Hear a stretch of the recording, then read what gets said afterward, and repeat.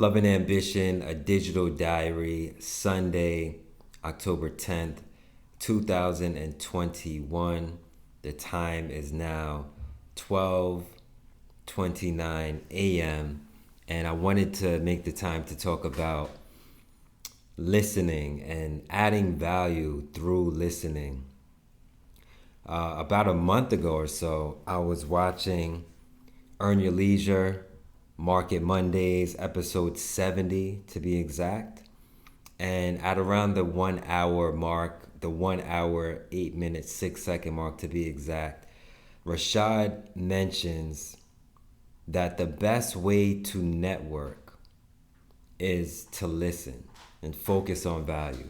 And what really resonated with me when he said that is understanding how true that is. To this day, one of the reasons why I am where I am and I continue to gradually progress is because I devote and spend a lot of time listening. Before I speak, I make sure that I'm listening and doing the research so that when I speak in a way that is relevant to whatever the context or situation is. When we listen, we're able to gather insight that then enables us to figure out how we can best go about delivering value through whatever skills or talents that we have. However, when we don't listen, sometimes it makes it feel like we may be pushing an agenda, our own agenda, onto other people.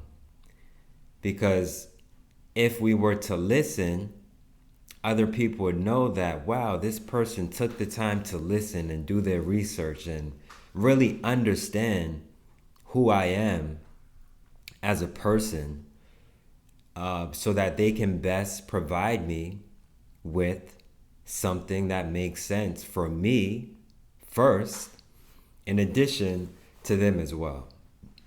And Rashad gave a few examples, which made me think back on a few examples of my own, one being a podcast that I had the honor of being on years ago, maybe 3-4 years ago now. And that opportunity came through listening. A lot of opportunities, speaking opportunities, have come through listening, right? I listen to the podcast, I listen to a video, and through listening, I extract something that I resonate with, and then I share that back out, whether it's through a video like this, whether it's through a tweet, whether it's a post on Instagram. I mean, I shared this story before. Driven Society is a prime example of me listening to their podcast. And to date, I've done so much work with them, right? I had the opportunity to go to Bermuda with them. That all came through listening. So when Rashad mentioned the best way to network is to listen, that's really it. Taking the time to listen. Whoever you want to network with, whoever you want to work with, whoever we want to work with, whoever we want to network with, most likely they're putting out something into the world, whether they're doing events, they're featured on podcasts, they're featured on videos. They should at least, or typically, they at least have one piece of content, Instagram, IGTV, etc. So what we should do, instead of trying to pitch, is make the time to listen to what they're already putting out there in the world, and then based on what we hear, that's when we can determine what the best way to reach out to this particular person may be. For example, if we're listening to a podcast and the person that we want to connect with, the network with, says that they have an event coming up, what do you think the best thing to do is? Attend the event.